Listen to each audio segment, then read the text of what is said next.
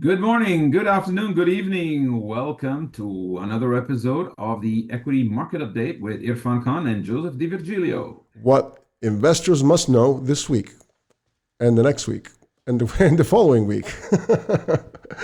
Hi, everybody. For those who are not following us, who are recently started following us, I'm a hedge fund manager with 25 years plus experience on Wall Street running and managing the long short equity funds.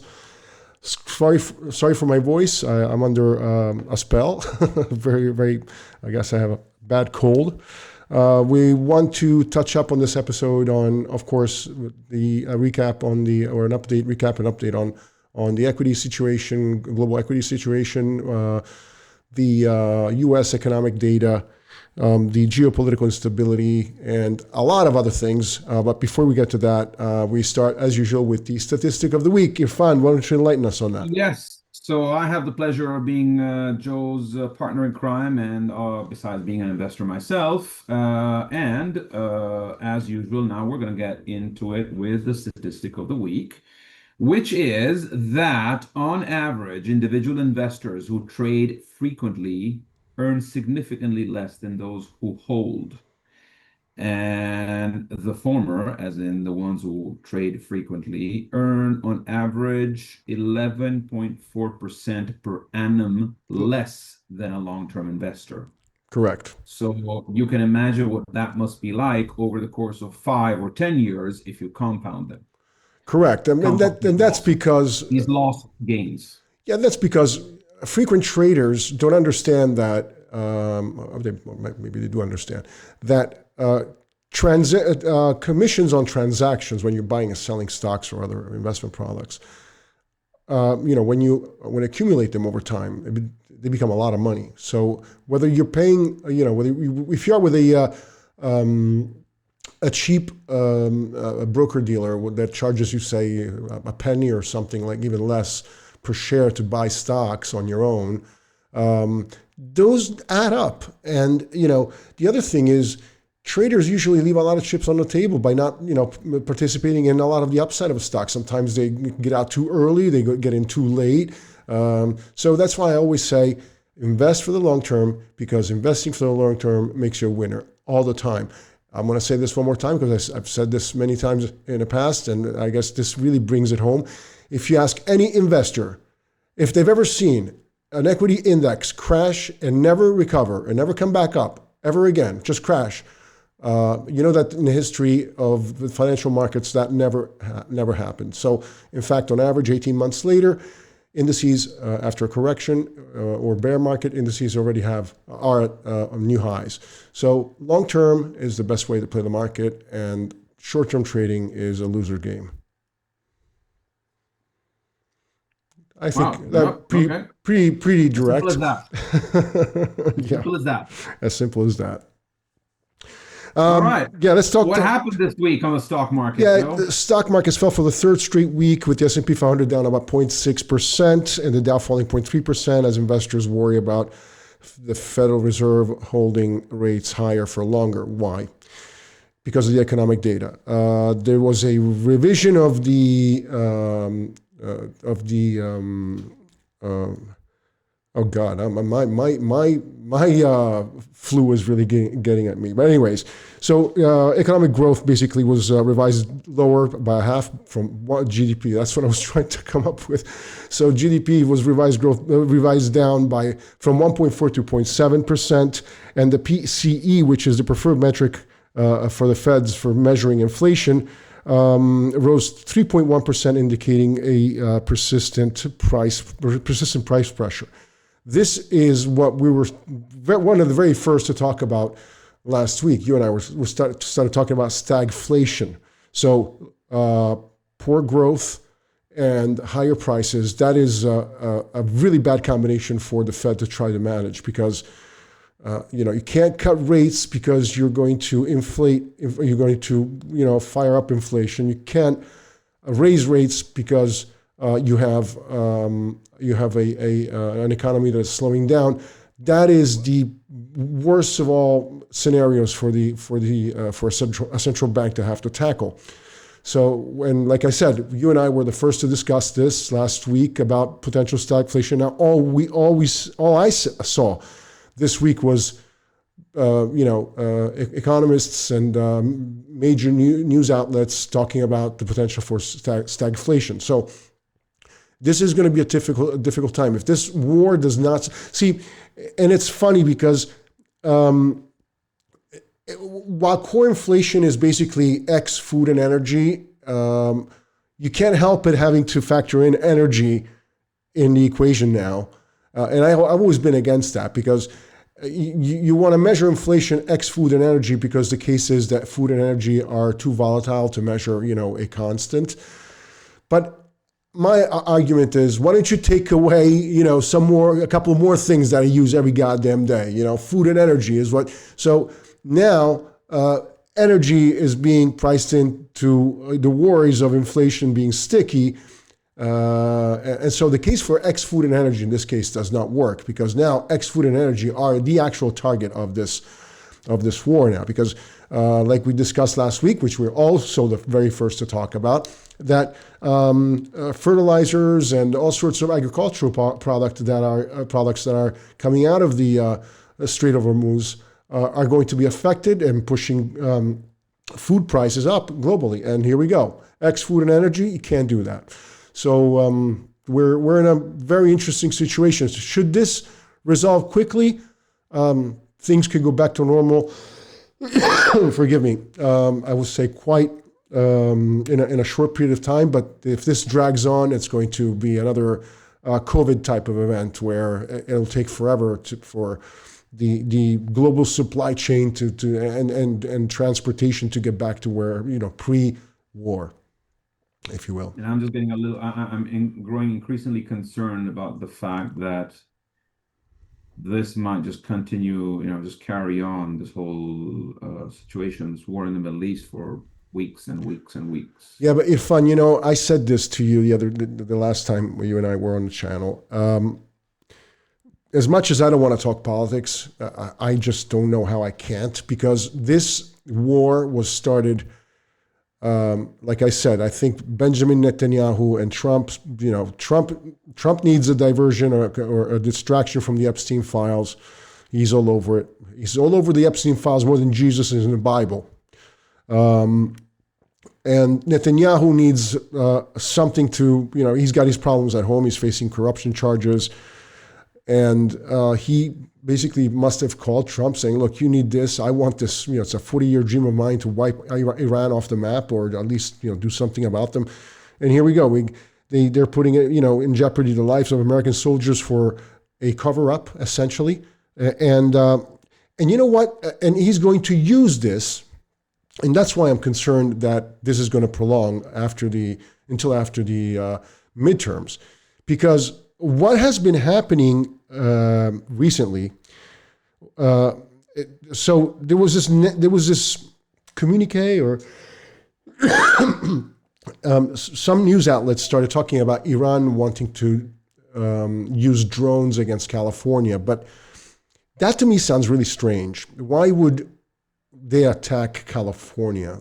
To me, this is a narrative that is being thrown out by the Trump government to say that there's a real threat from Iran to, I don't know, bomb California or some other blue state so that they can somehow cancel or impede or obstacle the midterm elections by declaring a state of emergency of some sort. Like I said to you, I don't know what he's going to pull out of the hat, but he's probably going to use this war as a leverage to do something with the midterm elections. His life depends on it. He loses the midterms, whether it's the House, Senate, or both, he's going to be impeached and incarcerated.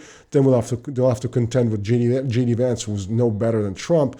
But this is an existential threat to him. It is the fact that he needs to stay in office so that he cannot be touched. Then there's this other thing that I want to go back to the geopolitical situation. Iran announced just about over the weekend, so I would say Saturday night, last night, that the Strait of Hormuz is open to everybody that trades, that buys oil and any product that comes out of that region in yuan, Chinese yuan.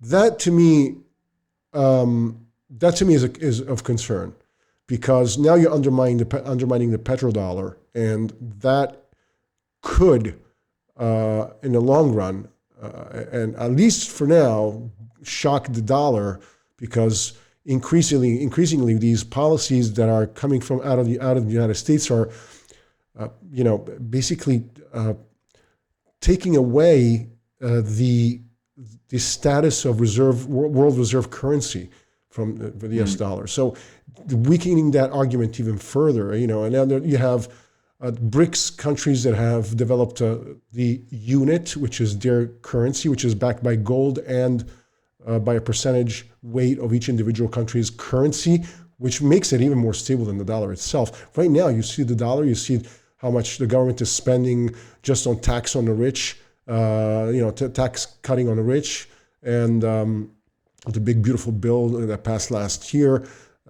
and how they're spending money now on war. I think $11-12 billion in the last 7 days, something like $1 billion a day or something like that. They're spending on this nonsensical war. It's just not making the U.S. attractive anymore, and the dollar is too volatile, and you want something more predictable. And that's, the Chinese yuan is an alternative, but the euro is even a bit better alternative, because the euro, while bureaucratic, slow-moving, it is predictable, and that's what investors want. So if you want my 2 cents, the dollar is going to continue to slide, and you're going to continue to see euro and the yuan doing much better in the coming year. Okay, well, that's an interesting perspective. I had not heard about this yuan play. I had heard more about something more along the lines of those who are our friends or are not attacking us, their ships will continue sailing around the Strait of Hormuz. They also said something like that, but they basically did say any country that is ally of the United States will not pass here. And then they said, if the transaction is in yuan, which means that basically Asian-bound goods, then they can go. So that to me is telling, we're going chest to chest, right, against the United States. And the other ridiculous thing that I just can't get my head around is that multiple media reports this weekend were saying that the Trump administration did not account for the possibility that Iran will close the Strait of Hormuz. Are you kidding me? I mean, 47 years it's been going on. This thing has been going on.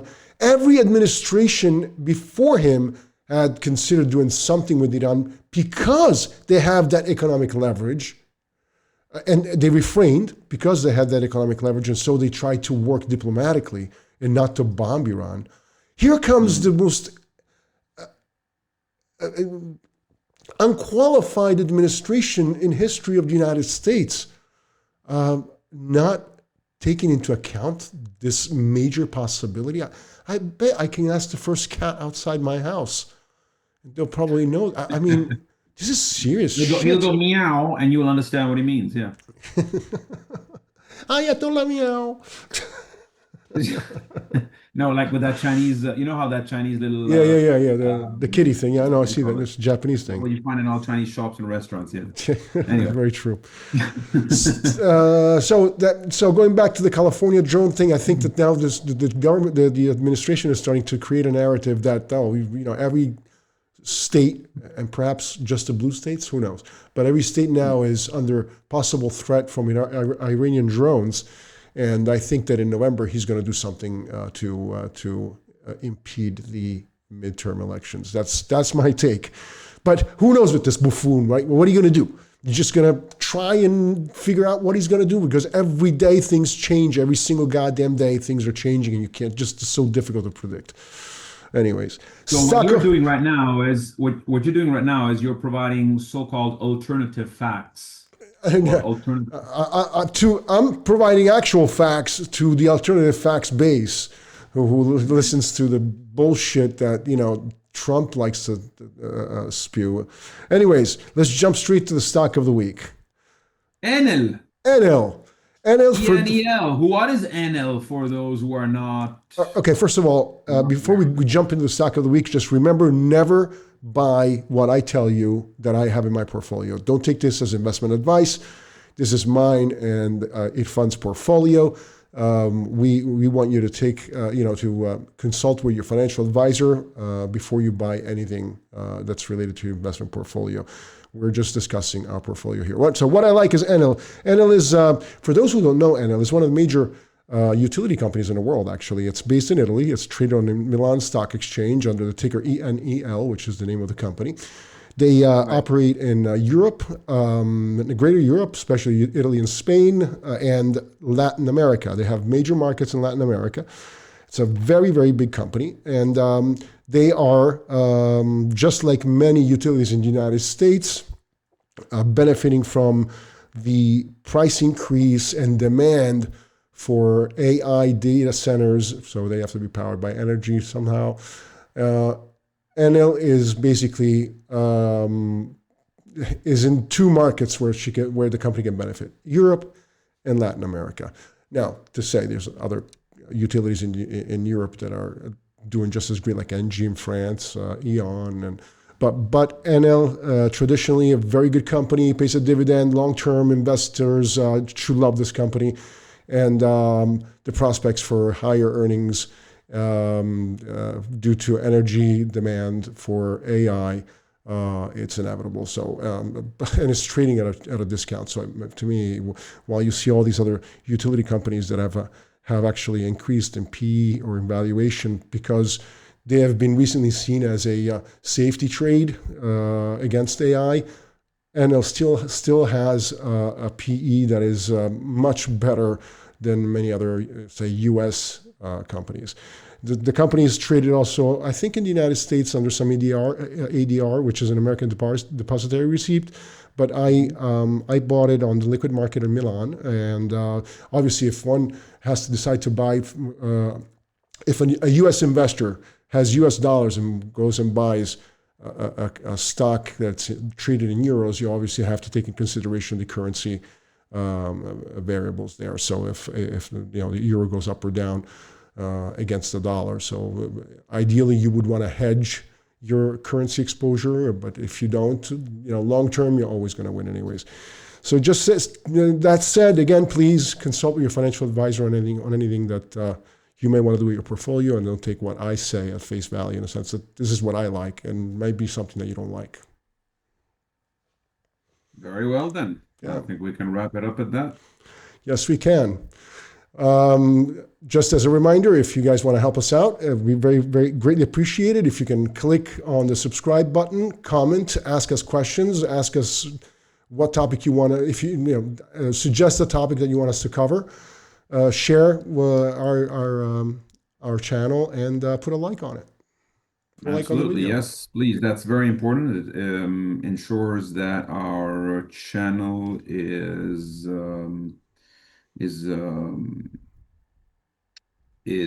how can I say it?